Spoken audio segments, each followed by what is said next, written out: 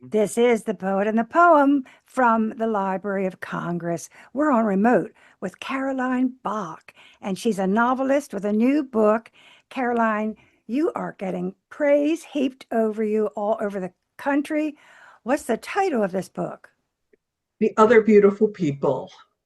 And what in the world is in it? Because you're making news. Well, thank you, Grace. First of all, I just love being here with you. I really Me do. too. So This excited. is girlfriend time. Thank you.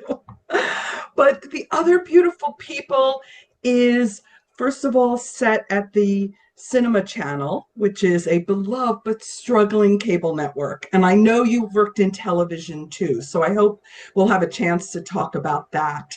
And it's set as a in the weeks after 9/11 in Midtown Manhattan. And as you know, it's the 25th anniversary coming up of September 11th. And I think that has elevated the Mm. entire conversation around the book. I also think it's at the heart of it, it's a book about a working woman, a career woman, a driven woman who is at the point of, as one reviewer said, combusting. Um, she is being pulled between her work family and her home family. And I think it's a dilemma a lot of women have faced. And that's what I'm hearing back from readers. And it's only been out a month. I mean, it's only been out since June 2nd. And I feel people have taken a really deep dive into it already. Well, you plugged into my guilt. You sure plugged into my anxiety. Every woman, I don't care how carefully they mothered or nurtured, has that awful feeling when they were working. And there is something so universal and so compassionate about that, that the book nurtures as well as it reveals what it's like, what it's like. And it almost exonerates us for being late for supper. But I find that I like it for certain reasons. The critics like it because it has family, it has values, it has action and adventure. What do you like about it? That it's Well, done? definitely that it's done, that I was able to write another novel, which I really thought I would never write. I have written two uh, YA novels that were very well received. And I thought, and then a book of short stories. And I thought, maybe I had said all I had to say. Of course, I had this yearning to keep writing and this moment in my life, because this is run very close to my life. It's the closest thing I've ever written to my own being and time as a career woman, and I know. time And after 9/11. I want people to know that the other novels, one was a young adult novel, LIE, and Before My Eyes, that were both of them St. Martin's Press. Yes, they're Oh, both St. that's a Martin's good one. Press. And then you had an award-winning short story. If it's not an award, you don't want to bother writing it, I know. It was called Carry Her Home. Yeah. So before we make any more judgments about this, can you read a bit of it and set up the first reading for us? Sure. I thought I would just start by reading the first page. It's set in December of 2001, so weeks after 9/11. And it's set actually in Silver Spring, Maryland, where the main character, Amy Green, who is a marketing and PR executive at the Cinema Channel, has moved to or found herself. So it opens at midnight. Um, and I'll just start it. So, The Other Beautiful People. Before I start making a Sunday night list, before I slip out my Blackberry and obsess about it being my second night here, I should go upstairs to Jack. Except before I can jump off this porch swing, the Blackberry pulses. Owen's rule: no calls after midnight. And it's him. We don't need small talk. We've had 20 years of talk in the office, over lunches, on planes, and hotel bars, And if I'm keeping score, not much less than with Jack. These days, Owen stars as the general manager. A new logo and tagline, he says. The Cinema Channel, America's Art House. I can't think of a logo and tagline now, can I? But what I say is, funny, I was thinking of it too. I'm wearing a company t shirt. As the head of marketing and public relations, I have dozens, but the only one I could find in the sprawl of unpacked boxes is the oldest. Oversized, unisex, circa 1981. The logo in red, slashed across white, Cinema Channel. I always wanted to be Katharine Hepburn. All sharp retorts, square jaw, and tight lips. I'm no Hepburn, and Owen's no Spencer Tracy. My hair, a mad mess, resists being pinned up. Even back in Manhattan, this December has been cool, not cold, as if none of us can move on, not even the weather. Why did I think I could live anywhere but Manhattan? A moon must be above all these plumes of trees. Stars somewhere, just not the kind of stars I usually think about. Oh, Caroline, one thing I want people to know is it is so lyrical. I mean, you're not even a poet. I don't know what you think you're doing, but it is, the imagery is absolutely beautiful. The scenes of New York City, the smells, the sights, the tastes. I gave it to a New Yorker and just to vet you, and you have nailed it. I mean, your description, even the first page where you set up a time and place with the old t-shirt. So good. So how did Well, she learn all this? She studied creative writing at Syracuse University with the great Raymond Carver, Tess Gallagher, Tobias Wolff, Jack Gilbert. She has an MFA from the City College of New York, but it comes from just writing years after years. And I know it's a success because I was an intern, anxious, nervous, excited, eager to read more, a nervous wreck to make the train on time. I'll tell you, when did you know that the lived life in you had to be said? What, it must have been incubating for years. And then all of a sudden you said, I have got to tell this story. When was that? oh, such a good question, Grace. It really was toward the end of the pandemic where I had, like many people, this incredible loneliness. Mm. And I said, well, I'll just try writing about 500 words a day.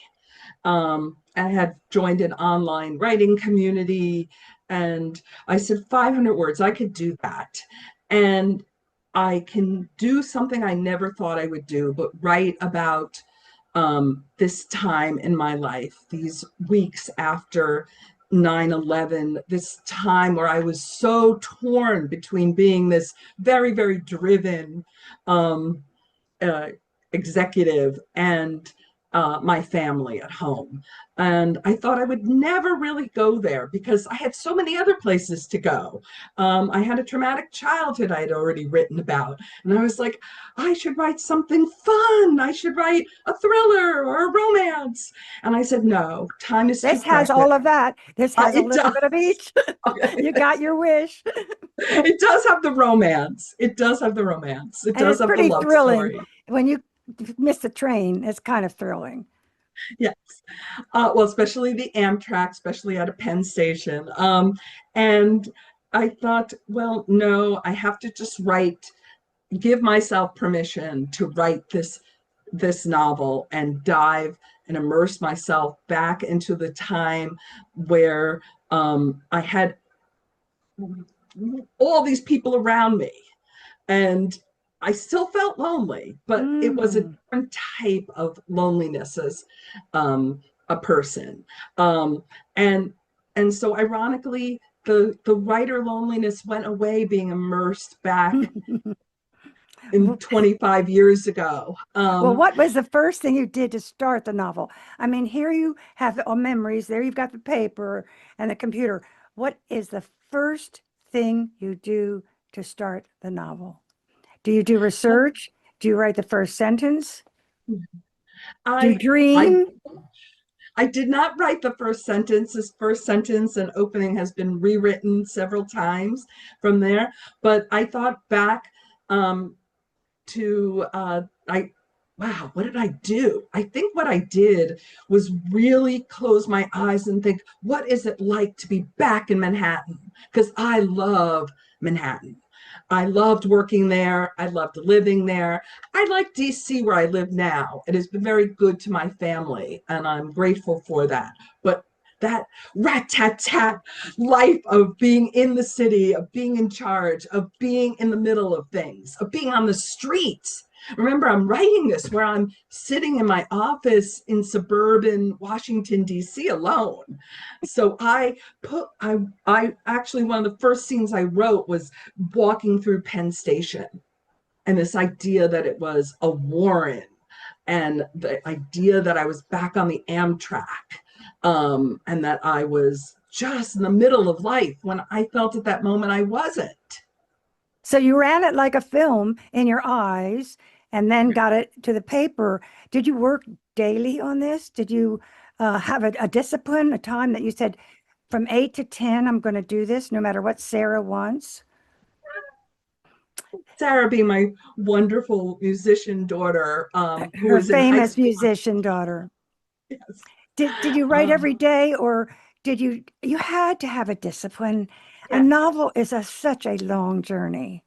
Yes. And which is why I sometimes wish I was a poet because I would be done. So maybe. I don't want to underestimate poets. I so admire them all. um, is I did write every day. I'm a morning writer. I am a get up and write almost from my dreams. It felt like with this Mm. novel because I started dreaming it. Um, and I was there in my dreams, so I could wake up in the morning and be there on the page. Oh. Um, and I, if I could put 500 words down, it was great. If I put 1,000 words, I cheered, but I was at it in the same way I always do any work, Oh you know, my. steady progress. But What again, I was thought the I was what was just the writing. chronological? Did you chronologically do it like in frames? Like think of this was the first week and that was the next month. Did you try to follow a timeline, or was it done pointillistically? It was done pointillistically, it was done in fragments, it was done as flash fiction to start with. And then only when I hit about 50,000 words did I realize I had a novel and it had to happen. And then I started framing it and actually outlining it. So it took me about 10 revisions to pull it all together because I had these scenes, and I think that's where your instinct that it was very lyrical came out because I was reading a lot of poetry at this time too. Again, it's the loneliness factor, and I always feel poets speak to me in a way other writers don't. Particularly Diane Seuss, who's one of my favorites. Grace Cavalieri, of course. Of course. Um, yes. Well, Uh, what were the ethical concerns? Because I have a theory that writing is a very moral occupation, that we're always weighing who hmm. we're identifying, what we dare to say. Were there any ethical considerations about either naming people you knew or condemning something? What did you think about? Well, I did think about that since this is a very autobiographical novel. I've seriously called this autofiction because probably 70% of it is absolutely happened, absolutely drawn from my life. Maybe not in this exact time frame, which makes it fiction, but definitely from my life. So everyone from the brother in the novel who shows up as at key points, Maddie, that's my brother. I am 13 months apart from my brother Mark, and he knows I write about him all the time. But when I said to him one more time, I'm writing about you, he was like, okay, what else is there left to write? And I said, so much. Um, the that's a I small point. The big point, the big heart of the novel is Amy Green really grappling with the idea: is she able to love? Is she lovable? Is she, because of the trauma she had in her background, can she um, uh, not combust at this moment where the world is combusting around her? Uh, and at the heart of it is a love triangle, a infidelity. I don't want to give away. I don't want to give a spoiler, but that infidelity absolutely happened. Um, I've been married for 41 years to the same guy, and he's a good guy.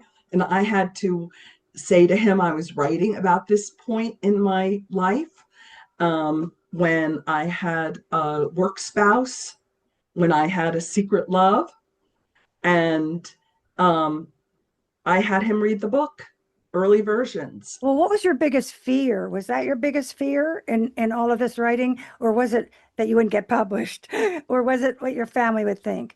No, I didn't worry about getting published or not at that point. I felt I had to write this novel, that it was that important to me, which was actually a good thing, because then I put all the commercial concerns to the side for this time.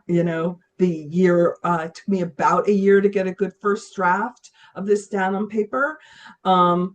And the fear was, I wanted to honor this memory.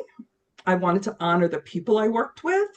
I wanted to capture this character who was so drawn on myself, but not myself. Um, I I always felt I say had to. it's all fiction, but the feelings. The Yes, feelings were true as rain, true yes. as rain. So And with novels, you want to always heighten the stakes, so the stakes have to be as high as oh, possible all you the have to, time. So as you said, you want to turn the page. And once I realized I had a novel, I did go through and say, is this, what else could happen to this character? What other decisions does she have to make? Where, is she fully immersed in this world? Does she feel it on her skin? mm. And you talk about auto fiction. I don't think many people know what that means. Is it a new term? It's a term of art. I mean, the French use it, of course, more than we do, as they do several literary terms, but it means autobiographical novel. It Oh, means you're really drawing on your life, and you're not hiding it. I'm not hiding it to anybody that I worked for 20 years in cable television. I worked at Bravo and IFC, was part of the executive team that launched it. This could not be anything but autofiction in my mind, mm-mm. or autobiographical novel. It Um, true as it just rings like the first light of morning. It is absolutely full of truth, and that is why it's lyricism and truth go together, you know. So, what is the difference between writing this long, purging, self-identifying, and yet epitomized story compared to writing for a young adult, which you have a very popular book for young adults. This, first of all, we forgot to say the title again. The present novel is called The Other Beautiful People. And the children's novel was LIE.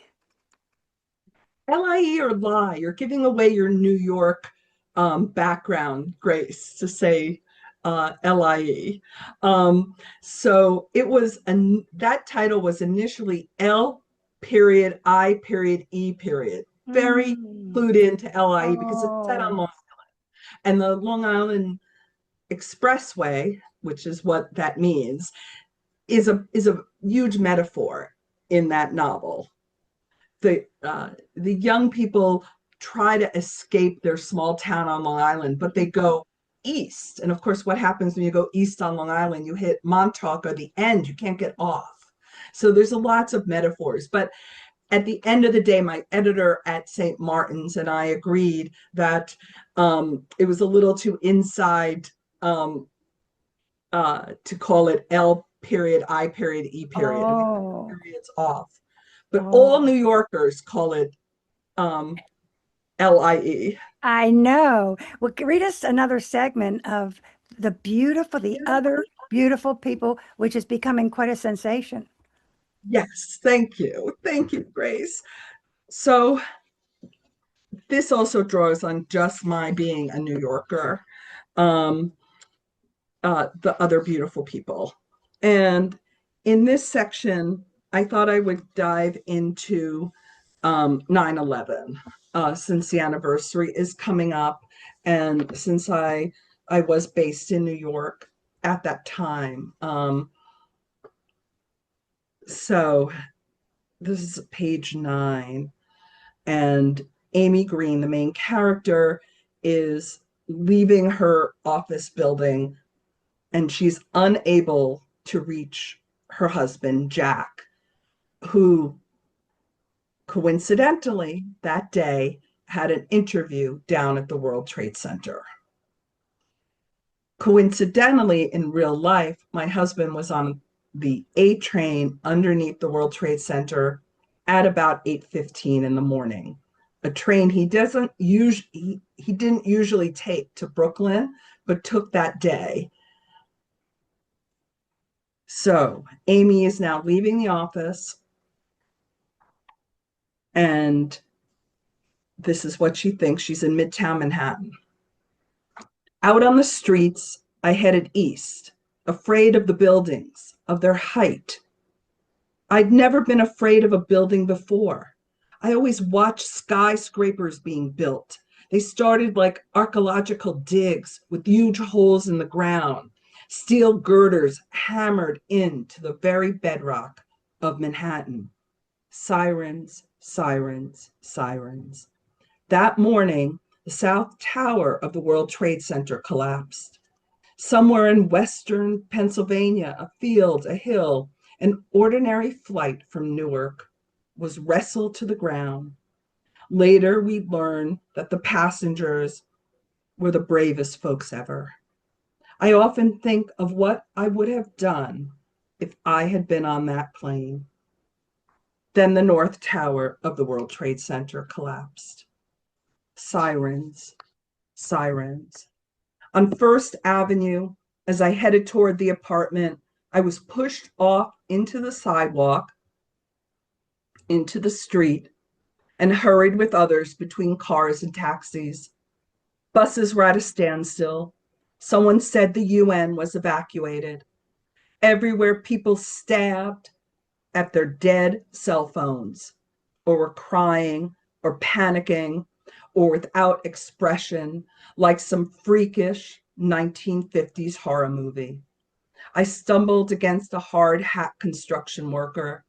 Sweat slithered down the side of our faces, our grim determination since we were New Yorkers, our tears since we were human. We held one another's hands briefly. Sirens. I ran through the apartment, and since it was only 4 rooms in that damn apartment, that took me a second to do twice.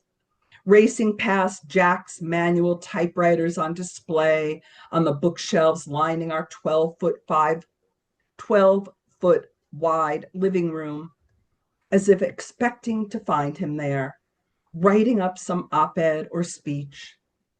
I found his 3-word handwritten note, which had slid off our bed into the dust balls on the roof. Mm, Jack was wedged between the water tower and the ledge, wearing only gym shorts and flip-flops. mm, His pale legs, scrubby, damp chest, and generous, doughy belly were exposed. His bald head and glasses glistened. The first thing he said to me was, "Don't be mad at me." The next thing he said, was I shoved the interview suit and shirt and tie and shoes, both shoes, never got them shined, shoved it all down the garbage chute. They're covered in dust or DNA. In dust. Let's agree it was dust. I showered twice. Dust. I reached Adam, their son, insisted he stay in Syracuse, he said. A wind and specks, dust, not DNA, flew off his glasses. I reached my parents, insisted to them. I don't know what I insisted to them. I was alive. They wanted us to leave the city tonight and stay with them. Dust, not DNA. We were up on the roof for hours. This wasn't any scene from any movie I'd want to see. The streets emptied, the skies were choked with the sickly twilight of plastic burning. Sirens wailed, sirens wound up and released like bomb bursts, and helicopter and fighter jets and more sirens streaked across the sky. That night, the last thing he said was, "Don't ask me about what happened this morning. Mm. Not ever." I stroked his face, ashen and older than that morning. He turned away from me. Mm. Mm. That is partly blood pressure raised. And was that hard to write? That was the hardest thing to write because you It really was had to one go of the, back there. Mm. right, because Well, my husband, well, he did not get off that A train. I could not reach him.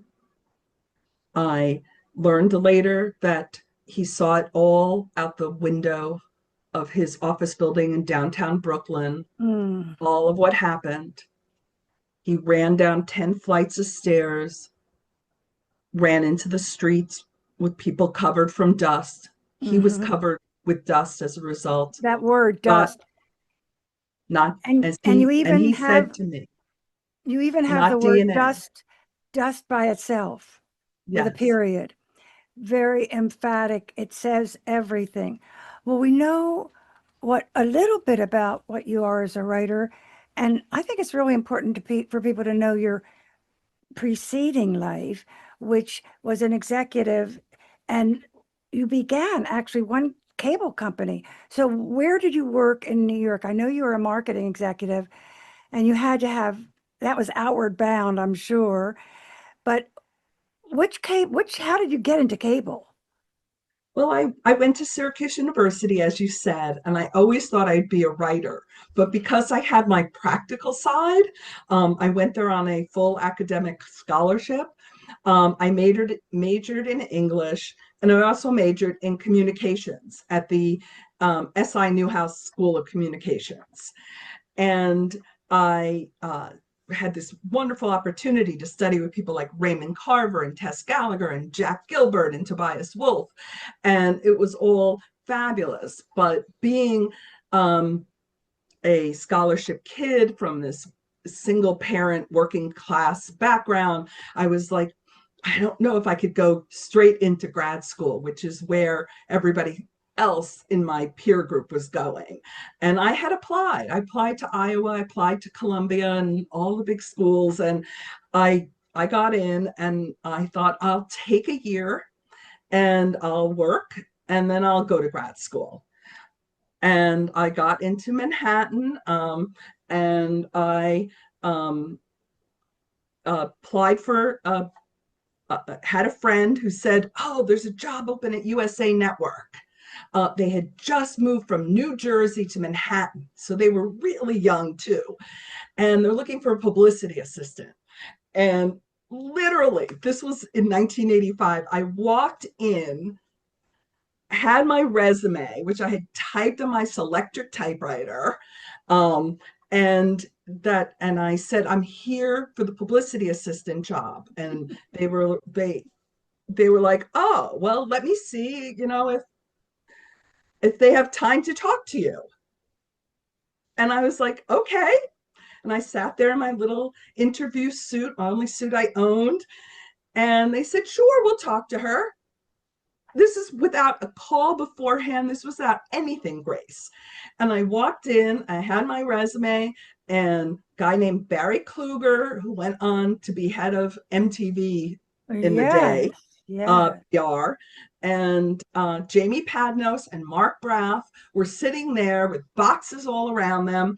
And they said, well, can you type? And I was like, you betcha I could type 100 words a minute. I had no idea how much I could type.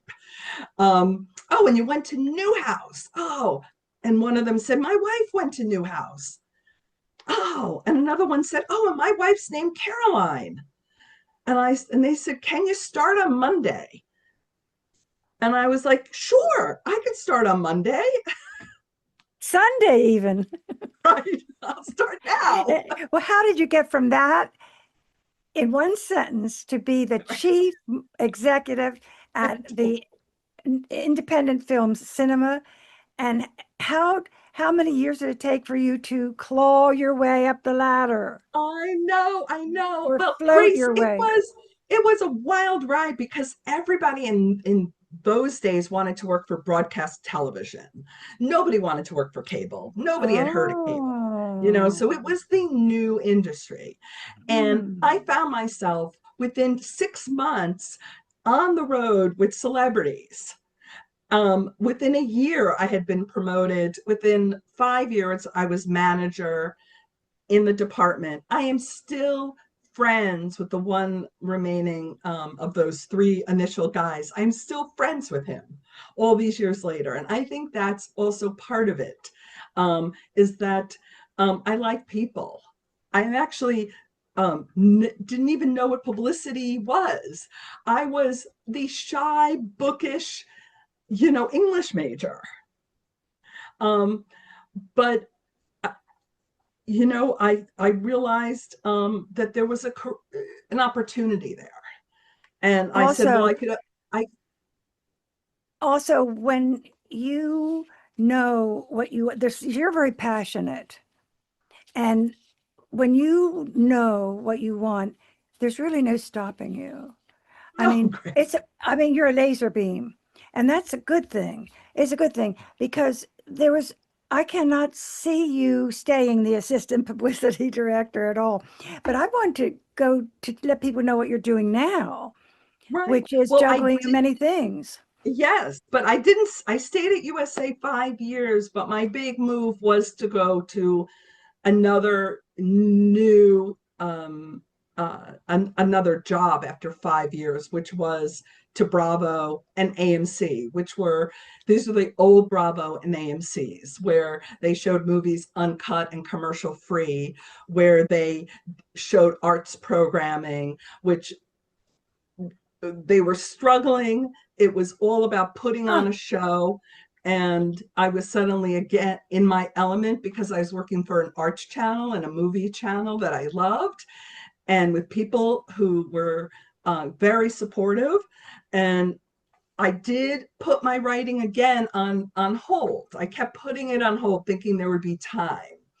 And suddenly I went from manager to director to senior vice president to the part of the executive team that did things like launched IFC and launched the IFC film side called IFC Films. And There's it something was about this, being at the beginning of something too yes, that does a right. lot. You happen to be the And beginning of all of these things in cable. yes, and you know that too from starting more than one project on your side, that excitement. And so I was working 6, 7 days a week often, and that's where this character Amy Green comes from. And now you could say, well, how did you ever leave that job? Well, I one day I realized I was 35 and married for 17 years to this wonderful guy, and maybe we should have a family. Right. And then I had my son, and I was still working 60, 70 hours a week. And then life caught up to me by my end of my 30s, where I had two parents who were both very ill, where I had this beautiful little boy, where I really wanted a second child, and it wasn't happening. in a big way, several miscarriages. And I thought, well, you can't keep doing the same thing you've been doing. Oh, and remember that dream you had about being a writer?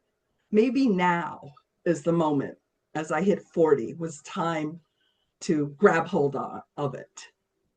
And I quit just like that. I gave him 2 weeks notice after 20 years and said, I need to focus on my family. I need to focus on being a writer. I need to focus on other dreams.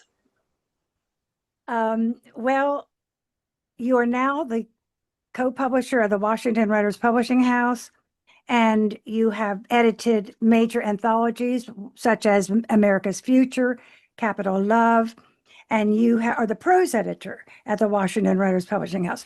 So is this enough for you? What do you do? Oh, Grace. I mean, after being an executive in New York and commuting to Silver Spring with cold pizza in your hand and losing your briefcase and having a love affair and all of these things, is it enough now to just be running a publishing house and all these anthologies and teaching workshops? Is it good? I don't know. You tell me. I look at you as a model of someone who Oh, just has don't do kept that, honey. You'll never going. sleep again. You'll never sleep again. Well, what another thing we need people to know before we hear a final reading is that you do manage to insert parts of film, parts of characters, little pieces of dialogue, and even using the page itself as a script with a blackout and a cut. So you're in the industry. You get us to be in the industry. When did that idea come to you? Well, I think as I started shaping this and thinking of the characters, I've always thought of the people in my life often as um, uh, as if I'm watching a movie, as if I'm observing a movie. I mean, John Gardner says, be a camera. And I sometimes felt like that was in me, that I'm looking at the world as this observer. Mm, And I had Amy as a way that she sees the world is through seeing it like she's the camera too. So she mm. sees, parts of her life fade out and fade in and cut quickly and speed up. And then I thought, I had one character I started describing as Slim, which was Lauren Bacall's nickname. She was tall and slim, Lauren Bacall and Humphrey Bogart. And I describe this character that way because in real life, this is based on a real life wonderful friend I have, she's only 4'10". And when I said, Kim, I'm writing about you, she said, you can write about me, but one thing, you must make me tall. And so I said, Writers can oh, do anything. Writers yes, don't make any money, but they can transform the world and change the narrative, which you yes. have. And we want a final reading. Okay, Grace. So, but thank you for bringing up the classic movie references because I loved writing them. That was so much fun. It was just, and I'm a huge I movie I fan. wonder if you will start a little syndicated column on movie reviewing. We need a female reviewer. Of course, I don't know if you have time to see everything that comes out, but if I know you, you can expand time. Thank you, I'd Grace. love to get your I take on do, film. yes, I do theater reviews for a wonderful group called the DC Theater Arts website. So I'm already reviewing. But Okay. movies, wow, that would be something too. I'll have There to go think your about. Sundays. There go your Sundays. Here's a final reading. And this reading is for everybody who's ever taken the Amtrak, particularly from New York to DC. So the main character, Amy Green, is on the Amtrak, and this is as we remember, the weeks after 9/11. And um, this is not only about the Amtrak, but one of my great loves in life. So there's smoke on the Amtrak. They're pulling into Newark, which is the first station outside Penn Station on the Northeastern going from New York to DC. And this is what happens. After a long moment, we all hear the commotion, the swoosh of extinguishers, the pounding, the screaming, the shouting, the screeching like hungry, desperate cats clawing at one another. The Newark night cleaves to us, and we move nearer to one another, except Headphone Kid. He's going to run. The culprit is dragged out of the last car by his scruff onto the platform. He's squealing that he only wanted to take a goddamn dump, have a goddamn smoke. The goddamn lighter, get your fucking hands off of me. I'm going to fucking sue every one of you. Between the two firefighters, the drunk howls, heaves, and vomits on his gray suit pants and their jet black boots. We back off and we groan loudly and comically. Even the Headphone Kid, who I spot slinking at the edge of the crowd, is wide-eyed at the spectacle. The broadest fireman orders the drunk to sit down and behave. Two other big shoulders make sure he's down on the platform. The police are on the way, announces one, who says it like, why bother? We got this, don't we? These first responders are ready for their close-up, and we burst out in cheers. The firefighters acknowledge us with the barest and coolest of nods. A few of the younger ones offer us bashful grins. One touches his hand to his helmet. I can't unfreeze my eyes from them, and neither can anyone else. We want to have heroes these days. Tonight, it's these firefighters. It all happens so fast and well efficiently. I wonder what they will tell their wives or girlfriends when they get home, whether it's tonight or tomorrow or whenever firefighters go home. Will they say, just another fire coming into Newark? Just another drunk? Will they be as fixed and certain as they seem right at this moment when they ease into bed next to their lover? Will they be ready to make love? Will they cover their partner's bodies with their own as hard and ready as they are right now? Or will they become soft in their lover's arms? Will they cry out their pain? Will they wonder about the ugliness of life? The boots that will need to be cleaned from vomit? Or will they gaze at their lover and think, I am alive?